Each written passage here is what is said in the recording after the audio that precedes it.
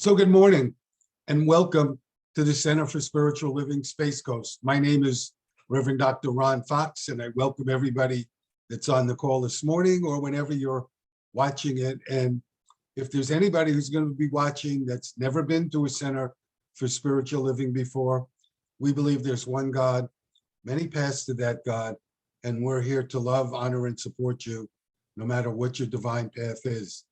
And the Center for Spiritual Living Space Coast is a safe haven for people of all beliefs and lifestyles, whoever you are and wherever you find yourself on your journey of faith, you're welcome here. And to begin our service this morning, our practitioner, Jeannie Panic, is going to open us with a prayer, and then Ed Powers is going to do a reading for us.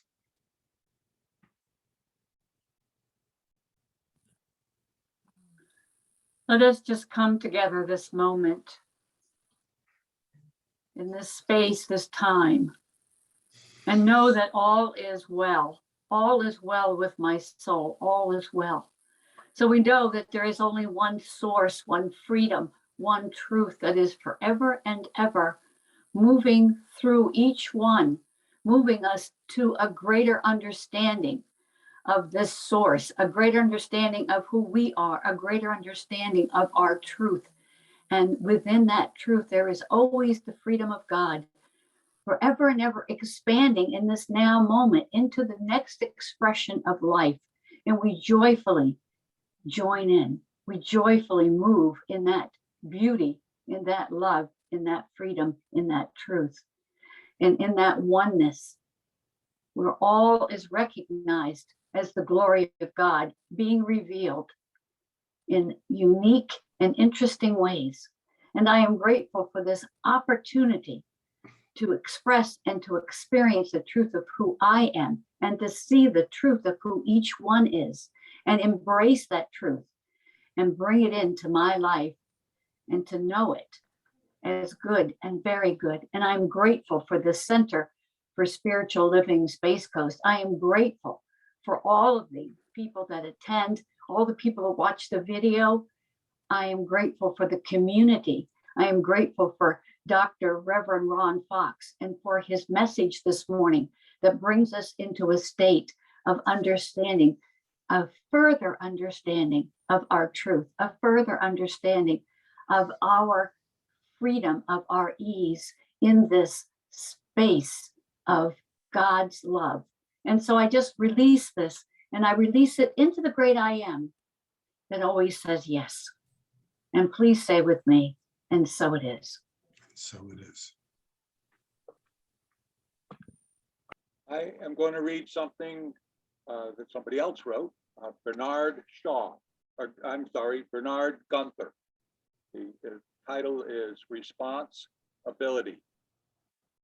The game we play is let's pretend and pretend we're not pretending. We choose to forget who we are and then forget that we forgot. Who are we really?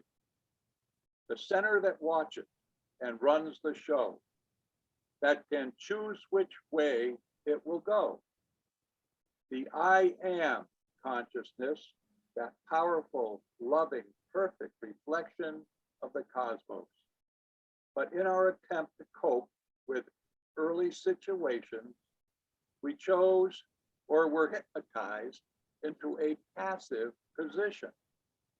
To avoid punishment or the loss of love, we chose to deny our responsibility, pretending that things just happened or that we were being controlled or taken over. We put ourselves down and we become used to this masochistic posture, this weakness, this indecisiveness. But we are in reality free, a center of cosmic energy. Your will is your power. Don't pretend you don't have it, or you won't. And now a lesson on being free by Reverend Dr. Ron Fox. Thank you, Jenny. Thank you, Ed. My title is Being Free this morning. And I want to begin with two quotes from Ernest Holmes, who is the founder of the Centers for Spiritual Living. First quote, everyone automatically attracts to himself just what he is, and we may set it down that wherever we are, however intolerable the situation may be, we are just where we belong. There is no power in the universe but ourselves that can free us. And the second quote from Ernest Holmes, the divine path is one of freedom. Bondage is not God ordained. Freedom is the birthright of every living soul. So when I put those together, to me, some of what I get out of that is he's telling us that there's no great cosmic force that's testing us. The only struggle that we have is with ourselves. And how often, think about this, how often do we try to change things that we can't? Like we want a child to have the career that we think is best for them. We want our neighbor to paint their house a different color. The line in the grocery store is going too slow. I do that all the time. There's so much that we can influence in life and so much that we can't. And the truth is, knowing when to surrender is not weakness, it's a strength. It takes great courage to let go. And you and I, we get to co-create our lives, not our children's, not our neighbors, not anybody else's.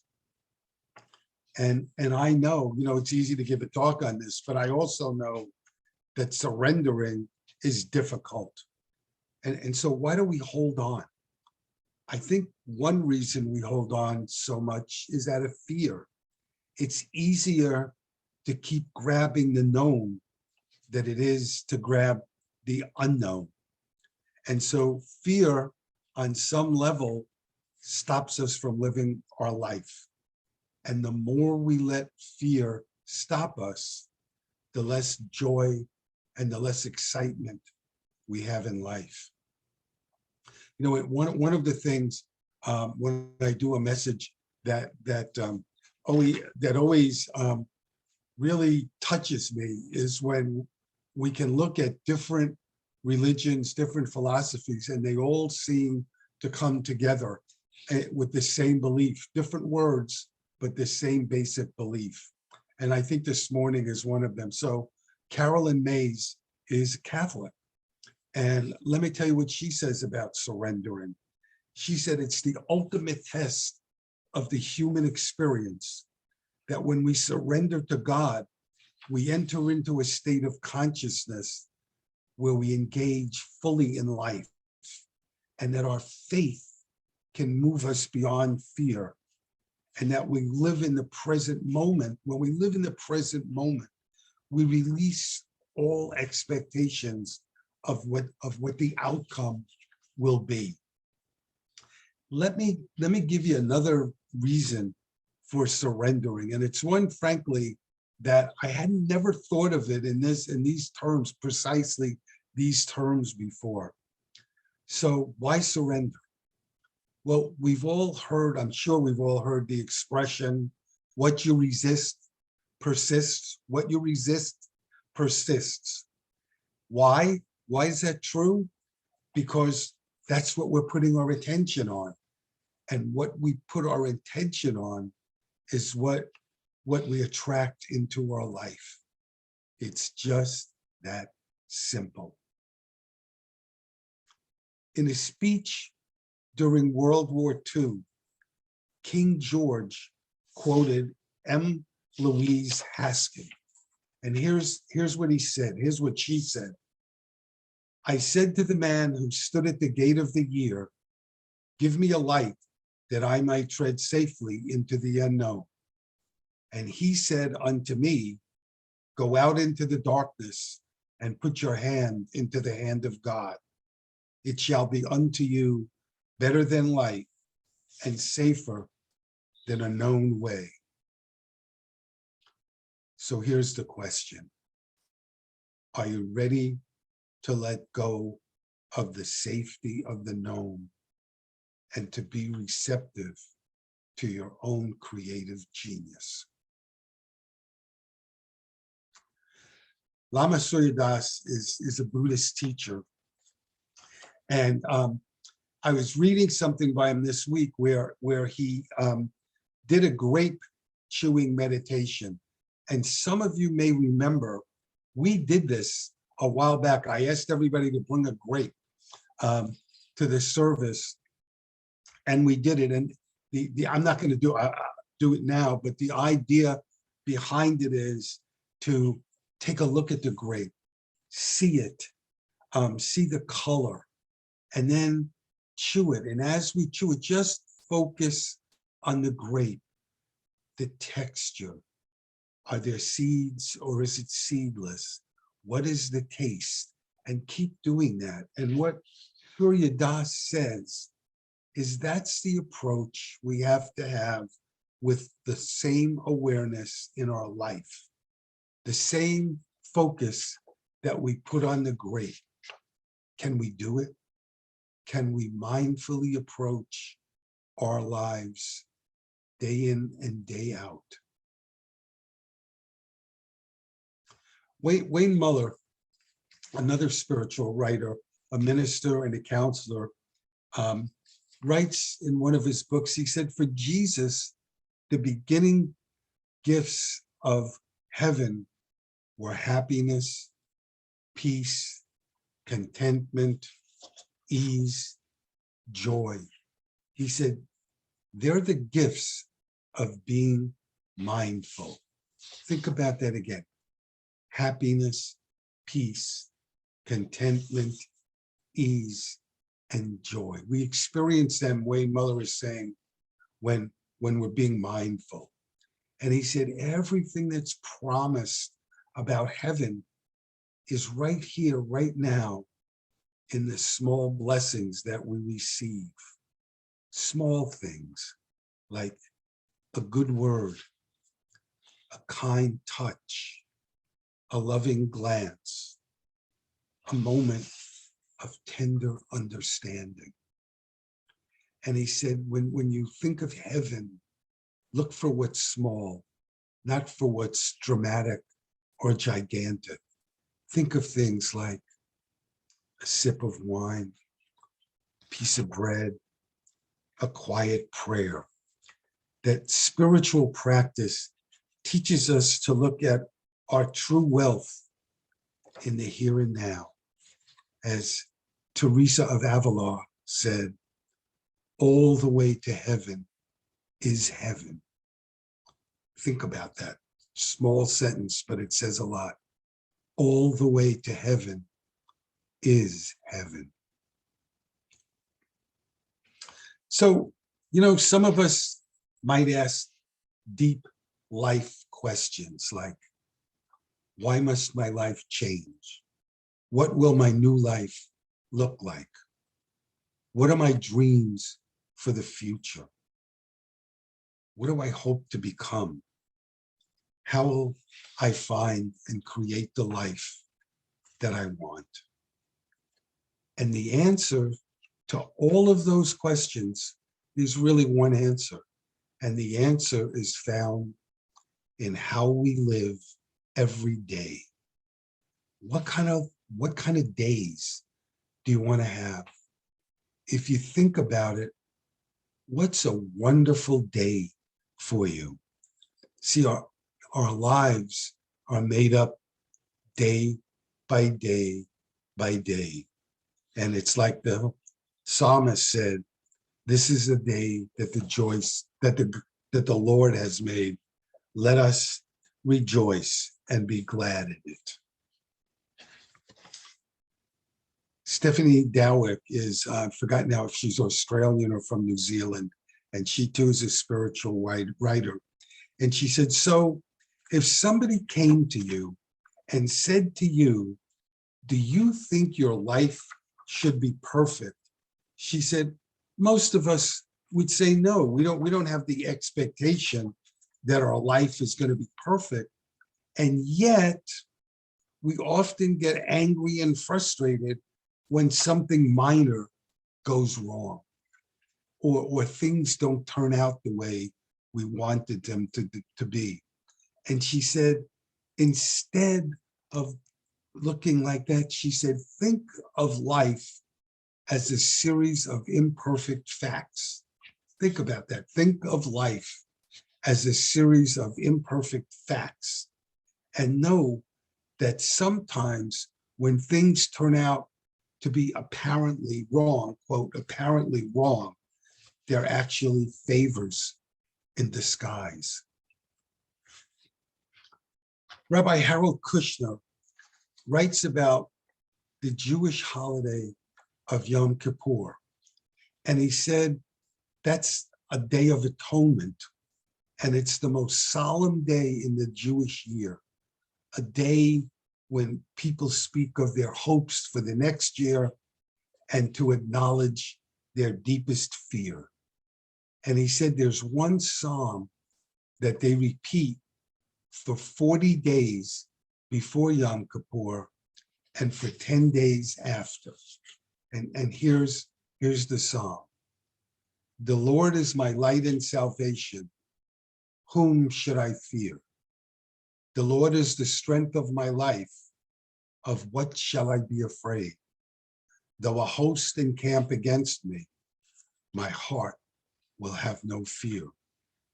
And Kushner said, the message behind that, the message behind the psalm is, yes, in the coming year, there may be some pain and there may be some problems, but don't be afraid. You have the sources within you to cope. Don't let the fear of the unknown rob you of the pleasure that's to come. See how, what a rabbi says and what Lama Surya Das says and Ernest Holmes says and Carolyn Mays says, they're all different words, but the same message is there. So I read a blog by somebody named Jeffrey Seeley this week, and the title of the blog was 8 Things to Release to Embrace Greater Peace. 8 Things to Release to Embrace Greater Peace. I want to briefly touch on 4 of them. The first one he said we need to release is the past. It's difficult to move forward in our life when we're carrying the pain and discomfort of the past with us. And he said, think about this, that the good and the bad of the past has made you what you are today. All of it, the good, the bad, the ugly, all combined to make us what we are today. Second thing he said is perfection. If you're waiting for everything to be perfect, you might wait forever. And instead of looking for perfection, he said, look for the spiritual perfection that's always been within you since the day you were born. And the third thing he said to give up is expectations from others.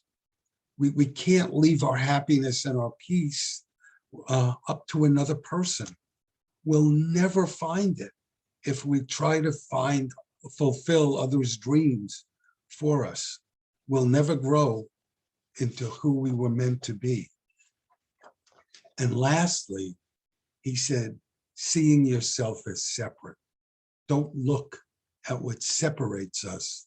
Focus on what connects us. So I want to close with a story from Reverend Dennis Merritt Jones. And Dennis says that he was doing some counseling with a gentleman named Stan, who was in his mid-90s. And Stan was very sad. He had been married for 65 years, and he'd been widowed for 5 years.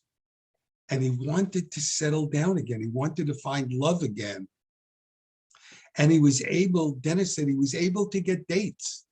But what happened is, after 1 or 2 dates, the women didn't want to see him anymore. And Stan couldn't figure out what was going on, why that was true. And so he invited Dennis Merritt Jones to his home for dinner one day, and Dennis accepted. And when he got there, this is what he noticed. He noticed that in every room, there was a picture of Stan's wife, that Stan had never taken off his wedding band, and that all of his wife's clothes were still hanging up in the closet. And so the women got it. Stan was emotionally unavailable. And so Dennis gave him that feedback, and he told him that he needed to release the old relationship, as beautiful as it was, to create a new future. He took Dennis's advice, and 6 months later, Dennis was in the supermarket, and Stan comes up with a woman, and they're engaged. We need to be willing to let go of what's comfortable and step into the unknown. That is what frees us. And I'll just end with this quote from the Tao. When I let go of what I am, I become what I might be. When I let go of what I have, I receive what I need. Thank you for watching. Thank you for being here. God bless you. Have a wonderful week.